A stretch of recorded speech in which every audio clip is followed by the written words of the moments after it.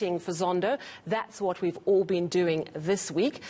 Justice Zondo was due to deliver his decision on an application by Jacob Zuma's legal team on his own recusal at 3 p.m. on Wednesday, but he will now deliver that decision 10 o'clock Thursday morning. The delay is likely due to Zuma's legal team challenging Zondo's statement on Monday that the two men were never friends. Now, in an affidavit, Zuma's lawyers are saying the Deputy Chief Justice is being economical with the truth, i.e. lying, regarding his relationship with the former president. So that's put a spanner in the works.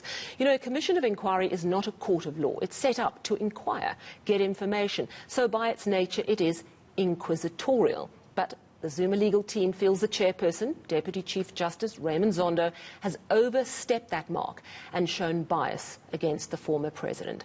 Well, someone who has vast experience with commissions of inquiry and the legal system as a whole is Judge Johan Kriegler. He's a retired Constitutional Court Justice and former chairperson of the Independent Electoral Commission, and he joins me now. Good evening, Judge, and thank you so much for your time. We really do appreciate it. How difficult is it for a judge to consider their own recusal? Sally, good evening to you and to the listeners. A recusal application is not easy. It is tricky.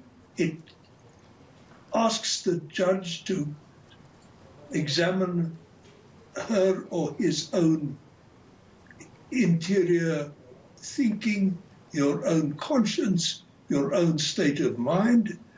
But at the same time, you've got to accept as the starting point that you've got a job to do, you've got a case to hear, and you can't recuse yourself just because somebody has raised some or other kind of objection. In the Constitutional Court, in the Sarfu case many years ago, we determined when a judge should and when a judge should not recuse her or himself. It's a standard approach nowadays in the courts. But of course, this isn't a court of law, and recusal of a commissioner in a commission of inquiry is actually a misnomer. You don't recuse yourself. You're not a judge. You're not a judicial officer. You've been given a job to do. You've been given a mandate to examine something and to report on it. And quite frankly, I don't want to anticipate what Judge Zondo is going to determine tomorrow, but a recusal in a commission of inquiry is something entirely different from in an ordinary court case. So are the considerations different, especially bearing in mind that the role of the chairperson of a commission of inquiry is not just to sit and listen, as perhaps a judge would do, but to actually be inquisitive, to inquire, to ask questions, to try and get to the heart of matters? So is it a very different process to ask the head of a commission of inquiry to step down for bias? Oh, it is an entirely different ballgame. But not that the judges get to sit with an empty mind until the last word has been spoken in argument, and then suddenly you start trying to decide which way the wind is blowing. A judge, certainly in a court case, is not a blank slate until the last word has been spoken. Of course, you start forming certain opinions as the case progresses. In the case of the commission of inquiry, you start saying, I must look at this more closely, I want to pursue that more closely, I'm not happy with what so-and-so has said, I would like to hear more on the following issue. You say to your investigators and the counsel who are leading evidence before you, I want more on this, I want more on that.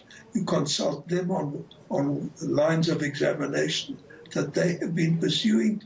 You're not a receptacle where people come and put things into you and you accept it blindly. You're an active, intelligent, trained, judicial mind doing a job of work and making up your mind about certain things as you go, noting other things that you want to come back to. But to suggest that just because on a particular occasion a particular witness made a particular impression on you and therefore you've got to recuse yourself is nonsense. You know, and also I'm thinking back to the Truth and Reconciliation Commission and that incredibly intense moment where Desmond Tutu cried and put his head down on the table. That means that people who chair these commissions are affected sometimes by what they hear. What would be a good reason to ask a chairperson of a commission to step down? What would be a sign that they really are doing a bad job? Sally, I frankly cannot think of an example short of some kind of fraud, some kind of basic dishonesty. Not that you and I are friends or you and I are enemies, or sometime 15 years ago you said something to my detriment or anything like that. It would have to be something that reflects on your honesty and your ability to do the job at hand. And that would be, in the case of a commission of inquiry, a very, very difficult task. You could well imagine the president appointing somebody to do a commission of inquiry precisely because that person does have a good deal of information about the subject and certainly has a firm view on certain of the matters that are to be investigated. You don't go to an idiot and say, keep quiet and listen to everybody and come and report to me afterwards. You know, Judge, you raised the issue that dishonesty might be an issue, and that's an interesting one because we know that the Zuma legal team has put in an affidavit, which we think is leading to the delay, basically saying that Zondo is lying when he said we were never friends and we never visited each other's houses. If he is found to have been economical with the truth, would that act of dishonesty be serious enough for him to say, look, I actually do need to step down? Sally, I don't want to answer that question. I don't know. I do believe, however, that the mere fact that somebody puts information before you, even in an affidavit form, saying something which you know to be untrue, does not oblige you to recuse yourself. We had that set up in the Salfu case, where Louis Lloyd made allegations against me, against Arthur Chaskelson, against a number of our colleagues, which we knew to be untrue. There was a conflict of fact on those issues, and we said we are continuing with the case. We will not be deterred by bogus conflicts of fact being raised by a litigant. We know what the truth is, and we will carry on. Just finally, your view of Justice Zondo. Is he a man who has been more than up to this task, or have there been any concerns that you have observed or felt? Sally, I'm much more comfortable talking this way. This does not bear on the merits of the current dispute.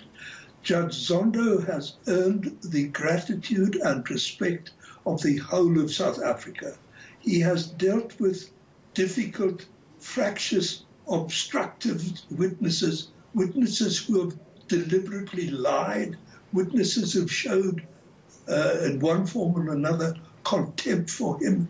He has taken it with infinite patience, confidence, competence, judicial approach throughout. I am proud that he is of the profession to which I belong. He has shown how judges should behave in difficult circumstances. And finally, I believe you've got a birthday next week. Is that true? Me? Yes. Am I right? That's privileged information. Well, it's been a privilege to talk to you, and a very happy birthday for next week. Thank you very much for your time. Thank you.